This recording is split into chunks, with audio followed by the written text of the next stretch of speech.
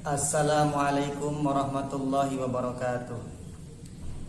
Alhamdulillah wassalatu wassalamu ala Rasulillah, amma ba'du.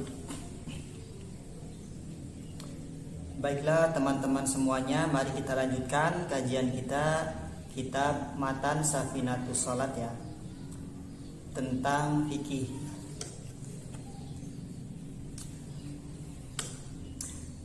Ila hadratin nabiyina wa habibina wa syafi'ina maulana Muhammadin sallallahu alaihi wasallam wa ala alihi wa sahbihi wa azwajihi wa dzurriyyatihi wa ali baitil kiram wal musannifin wal malaikatil muqarrabin wal muhaddisin wal muskilin, khususan mu'allif hadzal kitab Sayyid Abdullah bin Umar bin Yahya al-Hadrami Asy-Syafi'i wa Sunawi Syanawi Tanara al-Bantani wa ila azwajihi wa dzurriyyatihi wa ali baitil mutalamidim masyayikh majma'in, khususan liman yu'aminu ala nasri hadzal kitab wa khususan li syekh masyayikhina wa liman ijtama'a bisababi wa barakati al-Fatihah.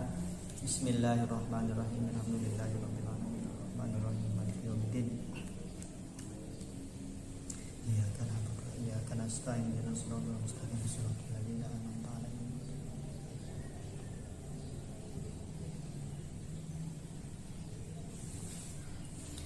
A'udzu billahi minasyaitonir rajim. Bismillahirrahmanirrahim.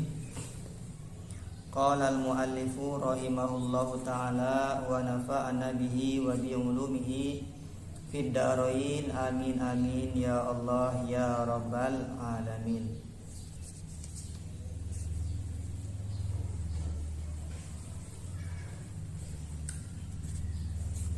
Bismillahirrahmanirrahim. Wa makna asyhadu alla ilaha illallah lan utawi maknane lapad asyhadu alla ilaha illallah a'lamu iku weruh isun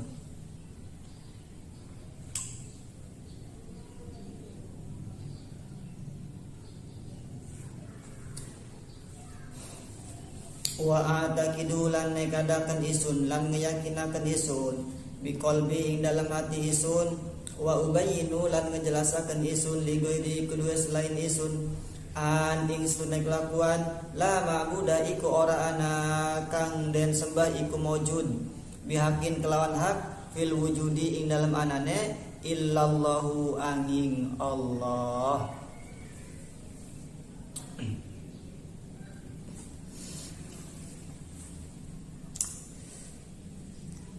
Kemarin sudah kita bahas ya, bahwa ilmu yang pertama yang wajib dipelajari oleh mukallaf baik itu muslim laki-laki ataupun muslim perempuan adalah ilmu akidah, ilmu tauhid ya, ilmu tentang keyakinan. Ya, kenapa? Karena kita itu sebelum melaksanakan sesuatu ibadah apapun itu, ya kita harus kenal dulu dengan Tuhan kita. Siapa? Ya Allah Subhanahu wa taala. Harus mengenal Allah terlebih dahulu ya. Sesuai dengan apa? Dengan kitab Matan Zubad Imam Ibnu Ruslan karangannya. Awal wajibin alal insani ma'rifatulillahi bistiqoni.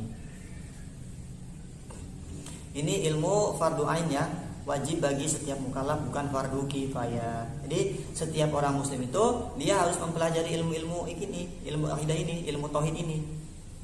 Sifatnya itu ada 50 ya. Sifat wajib bagi Allah 20, mustahil 20, jaiz 1.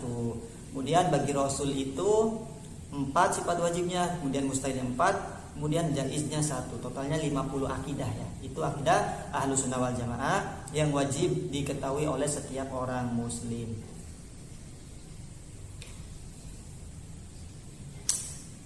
Bismillahirrahmanirrahim. Wa makna asyhadu an la ilaha illallah. Jadi makna kalimat lafaz asyhadu alla ilaha illallah itu bagaimana artinya? Bagaimana maknanya? Secara umum asyhadu itu bermakna saksi ya. Nyakseni isun, aku bersaksi. Nah, kalau kita artikan saksi di sini menurut bahasa Indonesia, maka kita harus mengetahui tentang segala peristiwa kejadiannya. Kenapa? Karena kita sedang menjadi saksi, kan seperti itu.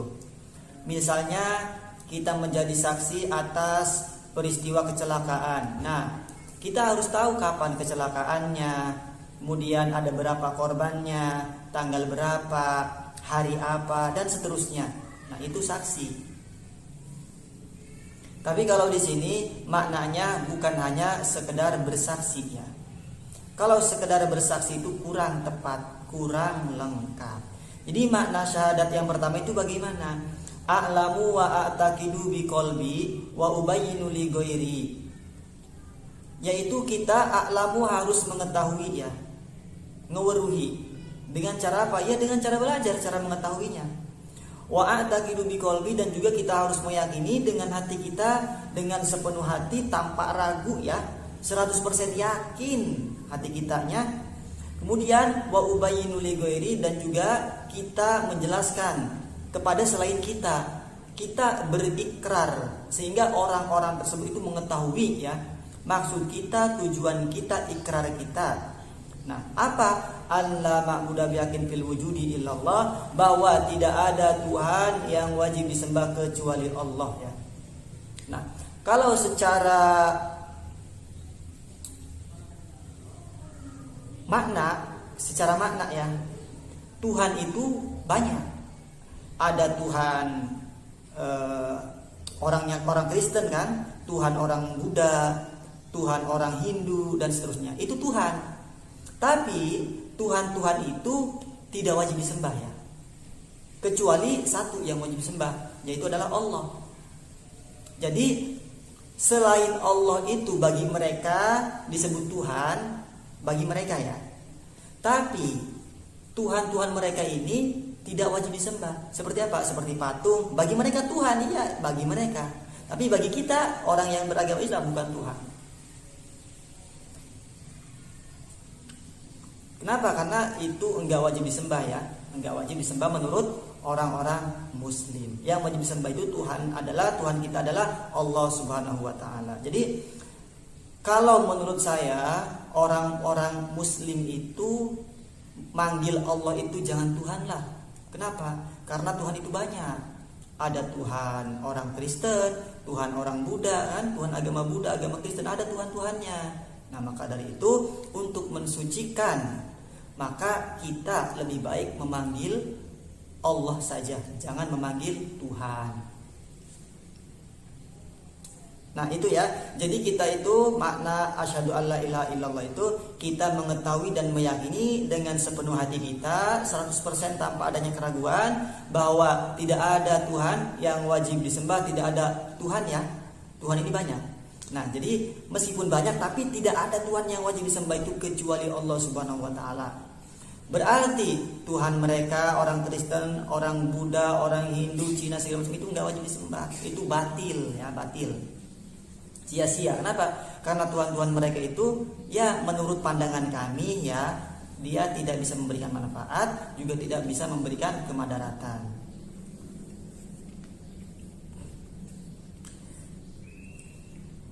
Wa annahu ghaniyun amma siwahu, wa annahu lan satuna Allah ghaniyun iku zat kang maha kaya amma siwahu saking barang kang selain Allah. Nah, juga kita harus mengetahui bahwa di dalam makna kalimat syahadat itu terkandung makna sifat-sifatnya Allah. Di sini bahwa Allah itu adalah zat yang maha kaya amma siwahu, dari selain Allah. Allah itu adalah zat yang maha kaya. Berbeda dengan makhluknya. Makhluknya itu maha lemah. Enggak mampu dalam segala apapun, enggak mampu dalam segala urusan apapun. Ini hanya sebagian saja sifatnya. Nah, ketika kita sudah mengetahui, kita sudah meyakini makna kalimat syahadat, kemudian juga sifatnya Allah maha goni, maha kaya. Nah, akibatnya apa ketika kita sudah meyakini? Akibatnya kita tidak terlalu risau, kita tidak terlalu galau, tidak terlalu depresi terhadap apa? Terhadap keuangan-keuangan kita. Kenapa? Karena ada Allah yang maha kaya, ada Allah yang mengatur. Sifat Allah yang lain banyak. Seperti apa? Allah maha melihat, Allah maha mendengar. Nah, ketika kita sudah mempercayai, kita sudah meyakini makna kalimat syahadat tersebut, kita yakini bahwa Allah Maha melihat, Allah Maha mendengar, nah hidup kita nanti akan terarah. Kenapa? Karena hati dan otak kita tuh udah sinkron sama makna asyhadu alla ilaha illallah. Ketika kita mau berbuat maksiat, ada Allah Al-Basir, Maha melihat. Jadi enggak jadi berbuat maksiat. Ketika kita mau mendengarkan sesuatu apapun itu, mau membicarakan sesuatu apapun itu, ya Allah Maha mendengar. Kita enggak bakalan melaksanakan perkara-perkara yang dilarang Allah. Nah, intinya seperti itu. Ketika kita sudah yakin dengan makna kalimat syahadat, mengimani, mempercayai dengan 100%, kemudian juga dengan sifat-sifatnya Allah, insya Allah kita akan terarah, baik itu perbuatan kita, ucapan kita, tingkah laku kita, dan seterusnya. Kenapa? Karena udah menempel di hati makna asyhadu alla ilaha illallahnya. Muftakirun ilaihi kullu ma'adahu, kang butuh ilaihi maring Allah kullu ma'adahu, apa saban-saban barang kang nyelian ya barahu ing Allah. Jadi sesuatu yang selain Allah itu dia sifatnya butuh ya, butuh terhadap Allah. Seperti ya para makhluk-makhluknya, kita, para manusia kan, kemudian para hewan, tumbuhan, makhluk selain Allah itu butuh kepada Allah Subhanahu wa taala. Nah, kebalikannya, Allah itu enggak butuh terhadap makhluk-makhluknya. Meskipun kita sholat, meskipun kita zakat, puasa, haji, sedekah, nah itu Allah enggak butuh dan juga enggak bakal menambah terhadap apa? Menambah terhadap keagungan Allah. Enggak berpengaruh. Allah udah kaya kok, Allah udah agung kok. Enggak bakal berpengaruh. Itu sebagai bentuk kebutuhan kita kepada Allah. Kita ibadah itu ya sebagai bentuk kebutuhan kita kepada Allah Subhanahu wa taala. Kenapa? Karena nanti ibadah-ibadah kita juga akan kembali kepada diri kita masing-masing. Muttasifun bikulli kamalin, kang kesifatan, kang nerima kesifatan bikulli kamalin kelawan saban-saban kang sempurna. Nah, jadi makna selanjutnya di dalam asyhadu alla ilaha illallah itu, Allah itu kesifatan dengan sifat yang sempurna, tidak adanya kekurangan apapun ya, baik itu dalam zatnya, baik itu dalam perbuatannya, af'alnya, ataupun dalam sifatnya. Allah itu disucikan, berbeda dengan makhluknya. Seperti zatnya Allah tidak tersusun dari sesuatu apapun. Sedangkan manusia, misalnya makhluknya manusia tersusun dari apa? Dari darah, dari daging, kemudian dari tulang dan seterusnya. Ada kotoran segala macamnya di dalamnya. Itu manusia sifatnya apa? Enggak suci, enggak sempurna. Tapi Allah itu kesifatan dengan kesempurnaan, semuanya sempurna. Munazzahun an kulli nuksin wa ma khutira bil bali. Munazzahun kang den sucikaken an kulli nuksin saking saban-saban kekurangan. Wa ma khutira bil bali lan barang kang den gumerentesi iya si emak bil bali ing dalam hati. Jadi Allah itu sifatnya disucikan dari perkara-perkara kekurangan apapun ya. Beda dengan makhluknya. Kalau makhluknya itu kan dia sifatnya kekurangan. Meskipun manusia itu punya sifat kasih sayang, tapi kasih sayangnya itu berbeda. Tidak sama seperti Allah sifat kasih sayangnya. Manusia sifat kasih sayang terbatas hanya kepada orang-orang tertentu, kepada anak, kepada orang tua, kepada orang-orang terdekat. Itu kasih sayang manusia. Berbeda dengan kasih sayang Allah. Allah itu kasih sayangnya terhadap seluruh makhluknya. Baik itu orang yang beragama Islam ataupun orang yang non muslim, itu Allah punya sifat kasih sayang selama masih ada di dunia kan, seperti itu. Baik itu hewan, baik itu tumbuhan, semuanya Allah kasihi. Nah, sedangkan manusia berbeda. Wa ma khutira bil bali, dan juga Allah itu disucikan dari sesuatu apapun itu yang terbetik di hati kita. Allah itu gimana ya? Bentuknya, jenisnya, tempatnya dan seterusnya. Nah, itu hati kita yang berpikiran seperti itu tuh Allah itu enggak ada ya. Artinya Allah di situ enggak ada sesuatu apapun yang terbetik di hati kita. Artinya Allah itu disucikan dari hal-hal yang demikian yang ada di hati kita yang selalu was-was tersebut. Biasanya was-was tentang zat Allah, kemudian keadaan Allah, tempatnya Allah itu datang dari setan ya. Caranya itu ya kita harus selalu berzikir lah ya, mengingat Allah, atau kita selalu berzikir lafaz Allah itu dipanjangkan Allah, Allah. Nah itu supaya was-was kita hilang. Lam yatakhid sohibatan wala waladan, ora gawe ya Allah sohibatan ing batur wadon wala waladan lan ora ing anak. Makna syahadat selanjutnya yaitu bahwa Allah itu tidak menjadikan teman perempuan, baik itu teman biasa ataupun istri ataupun juga anak. Beliau itu tidak menjadikan ya, di sini menjadikan. Jadi Allah itu sendiri wahdaniyah, esa tunggal Allah, enggak punya teman, enggak punya orang tua, enggak punya anak, enggak punya istri. Itu makna dari syahadat. Jadi maknanya itu ketika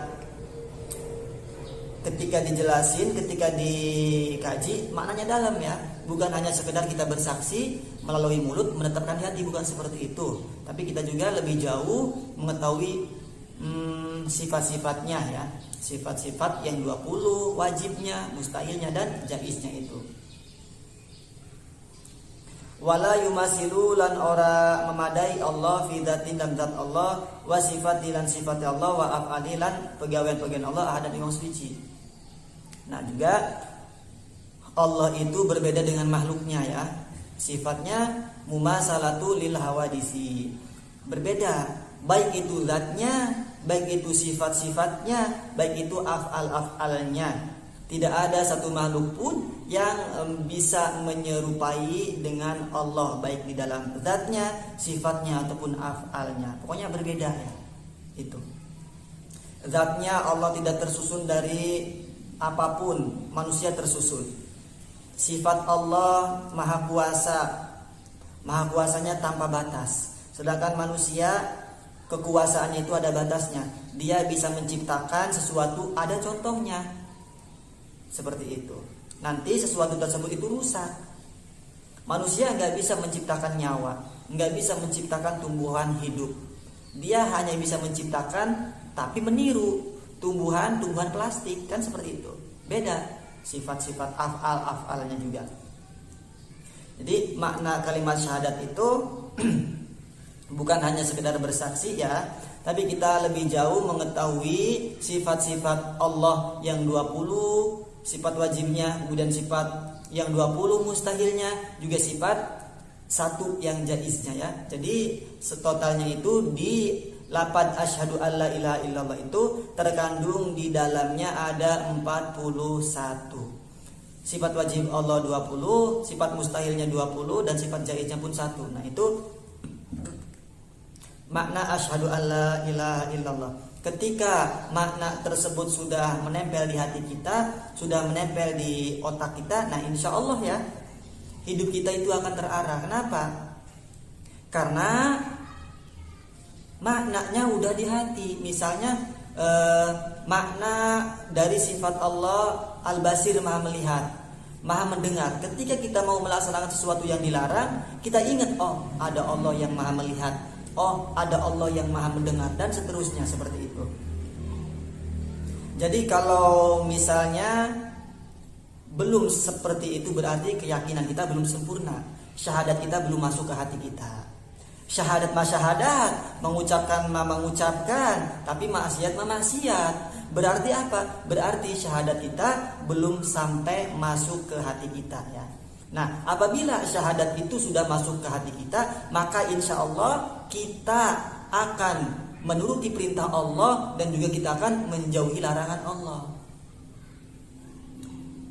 Wa makna asyhadu anna Muhammadar Rasulullah, lan utawi maknane asyhadu anna Muhammadar Rasulullah, a'lamu iku weruh isun wa taqidu lan yakinaken isun bi qalbi dalam hati isun wa ubayinu lan ngejelasaken isun li ghairi kedua selain isun anna sayyidana Muhammad bin Abdullahi wa rasuluhu ila kafatil khalqi.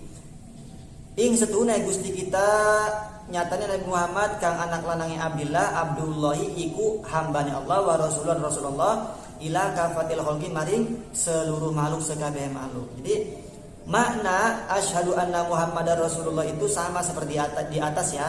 Bukan hanya sekedar kita bersaksi saja. Tapi lebih jauh dari itu, kita a'lamu wa a'taqidu biqalbi. Kita harus mengetahui juga, kita harus meyakini dengan hati kita sepenuh hati, dengan yakin tanpa adanya keraguan. Kemudian kita juga harus menjelaskan kepada selain kita ikrar ya di hati kita bahwa Nabi Muhammad itu beliau adalah bapaknya namanya Abdullah. Beliau itu adalah Rasulullah, utusan Allah yang diutus untuk menyampaikan risalah kepada seluruh makhluknya. Seluruh makhluknya kalau Nabi Muhammad. Tapi kalau nabi-nabi terdahulu itu biasanya dan memang nabi-nabi terdahulu itu hanya terbatas untuk umat-umat tertentu saja. Seperti Nabi Musa, beliau diutus untuk umat Nabi Musa di Mesir. Tidak seluruh makhluk kan. Tapi kalau Nabi Muhammad itu seluruh makhluk. Bahkan ada ulama yang berpendapat bahwa bukan hanya manusia dan jin saja, tapi para malaikat pun juga sama. Dia itu termasuk umat Nabi Muhammad, karena Nabi Muhammad itu diutus untuk manusia, jin dan para malaikat menurut sebagian ulama. Shadiqun fi kulli ma akhbara bihi, iku kang jujur fi kulli ma akhbara bihi dalam saban-saban barang kang ngabaraken ya Nabi bi kelawan barang. Nah, sama ketika kita udah meyakini dengan sepenuh hati makna kalimat asyhadu anna Muhammadar Rasulullah, juga kita harus mengetahui sifat-sifatnya Nabi. Di sini sifatnya yang pertama adalah shadiqun, jujur, benar, enggak pernah bohong. Nah, sifat wajibnya itu ada 4, mustahil ada 4, jaiznya pun ada 1. Di sini shadiqun, kita harus percaya bahwa Nabi Muhammad itu adalah orang yang jujur, tidak pernah bohong terhadap sesuatu apa yang dikabarkannya, apa yang dibawanya. Rasul ngomong A, benar A, ngomong B, benar B. Rasul memerintahkan sesuatu, benar itu perintah. Rasul melarang sesuatu, itu benar adalah larangan. Nggak pernah bohong. Bahkan Nabi Muhammad itu mendapatkan gelar atau julukan Al-Amin. Kenapa? Karena tidak pernah berbohong. Bahkan ketika bercandanya pun beliau nggak pernah berbohong. Yajibu ala kafatil khalqi tasdikuhu, wajib ingatase seluruh makhluk tasdikuhu apa ngebenerakannya Nabi, mempercayai Nabi, wa mutaba'atulan mengikuti Nabi. Jadi hukumnya wajib ya bagi seluruh makhluk termasuk kita ya, wajib untuk mempercayai Nabi Muhammad. Juga wajib kita mengikuti Nabi Muhammad. Nabi Muhammad itu apa? Siapa? Nabi Muhammad itu beliau bapaknya Abdullah, ibunya Siti Aminah. Beliau itu adalah Rasulullah, diutus untuk seluruh makhluk. Beliau itu menyampaikan risalah kebenaran ya. Nah, itu kita harus percaya bahwa Nabi Muhammad itu adalah Rasulullah, utusan Allah yang diutus oleh Allah untuk menyampaikan risalah. Kita nggak boleh tidak percaya. Haram hukumnya kalau kita mendustakan Nabi. Nauzubillah min dzalik ya. Wa mutabatu, juga kita wajib mengikuti Nabi. Kata Nabi A, kita harus A. Kata Nabi B, kita harus B. Itu namanya mengikuti. Kenapa? Karena kita sebagai makmum, Nabi Muhammad itu sebagai imam kita, pemimpin kita ya, panutan kita. Wa yahrumu alaihim takdzibuhu wa mukhalafatuhu. Wa yahrumu lan haram alaihim ing atase makhluk kafatil khalqi takdzibu apa ngebohongaken Nabi, wa mukhalafatuhu lan nyulayani Nabi, bertentangan Nabi. Jadi hukumnya haram bagi kita, bagi para makhluk ya, umatnya itu takdzibu wa mukhalafatuhu, mendustakan Nabi dan juga bertentangan dengan Nabi, itu hukumnya haram. Misalnya nggak percaya kepada Nabi, nggak percaya bahwa beliau itu utusan Allah, nggak percaya, haram hukumnya, dosa. Kemudian haram juga kita bertentangan dengan Nabi. Kata Nabi A, kita bertentangan, melanggar. Kata Nabi ini kerjakan, tapi kita nggak mengerjakan. Kata Nabi ini adalah larangan, tapi kita malah mengerjakan, itu bertentangan, itu haram. Nah, kita harus mengikuti ya dari semua apa yang dibawa oleh Nabi, baik itu larangannya, baik juga itu perintahnya. Faman kadzabahu fahuwa dzalimun kafirun, maka sapa-sapa ngebohongaken siman hu ing Nabi bahwa maka utawi siman dzalimun kafirun iku kang dzalim, kafir tukang kafir. Jadi bagi barang siapa orangnya itu yang mendustakan terhadap Nabi ya, gimana konsekuensinya menurut hukum Islam, menurut syariat? Fahuwa dzalimun kafirun, maka dia itu adalah orang yang zalim, juga orang yang kafir. Jadi jika ada orang yang enggak percaya kepada Nabi, kemudian dia mendustakan terhadap Nabi, nggak percaya bahwa dia itu adalah Rasulullah, maka jelas-jelas dia itu adalah orang dolim, kemudian juga orang kafir. Kalau Islam berarti dia murtad, ya kembali. Naudzubillah min dzalik. Waman khalafahu fahuwa asin khasirun. Waman lan sapa-sapa nyulayani si wong ing nabi bahwa maka utawi siman asin iku wong kang bermaksiat khasirun kang rugi. Nah, jadi barang siapa yang dia itu bertentangan dengan nabi, nyulayani nabi, maka dia itu asin khasir, adalah orang yang bermaksiat, juga adalah orang yang rugi. Nah, dia ini percaya kepada nabi, iya bahwa nabi itu utusan Allah, tapi dia itu bertentangan, dia enggak melaksanakan apa yang diperintahkan oleh nabi, kemudian dia enggak meninggalkan apa yang dilarang oleh nabi. Nah, itu bertentangan ya. Maka dia termasuk orang yang bermaksiat, dosa.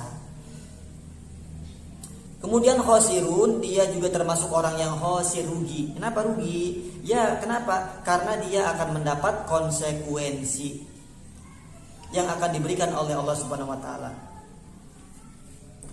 Setiap perbuatan maksiat itu ya pasti ada konsekuensinya, dan konsekuensinya itu adalah dosa. Maka orang yang demikian itu tidak dihukumi kafir ya kalau dia mempercayai nabi. Dan yang dihukumi kafir itu adalah bagi orang yang mendustakan nabi, baik itu mendustakan kerasulannya, mendustakan sifat-sifatnya, mendustakan apapun itu tentang nabi kita Muhammad sallallahu alaihi wasallam.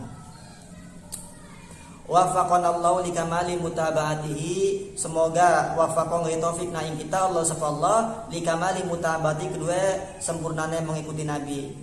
Wa razaqana lan ngrezeki Allah na ing kita kamalat tamasuki, ing sempurnane berpegang teguh bi sunnati kelawan sunah-sunah nabi. Wa ja'ala lan ngejadikaken Allah na ing kita mimman yuhyi saking wong yuhyi kang nguripaken siman ahkam syariati, ing hukum-hukum syariat nabi. Wa tawaffana lan ngawafataken Allah na ing kita ala millati ing atas agama nabi. Wa hasyarana lan ngiring Allah na ing kita fi zumratihi, ing dalam golongan nabi. Wa walidina lan wong tua kita, wa auladana lan anak-anak kita, wa ikhwanana lan sekian dulur-dulur kita, wa ahbabana lan sekehe kekasih-kekasih kita, wa jami'al muslimina lan sekabehe wong muslim kabeh. Nah, terakhir iki adalah doa dari Ki Musonib, semoga Allah itu memberikan taufik hidayah kepada kita supaya kita bisa mengikuti jejak tingkah Rasul itu secara sempurna, bisa berpegang teguh kepada sunnah-sunnah Nabi secara sempurna, dan juga semoga Allah itu nanti menjadikan kita sebagai orang yang menghidupkan syariat-syariatnya, syariat Nabi.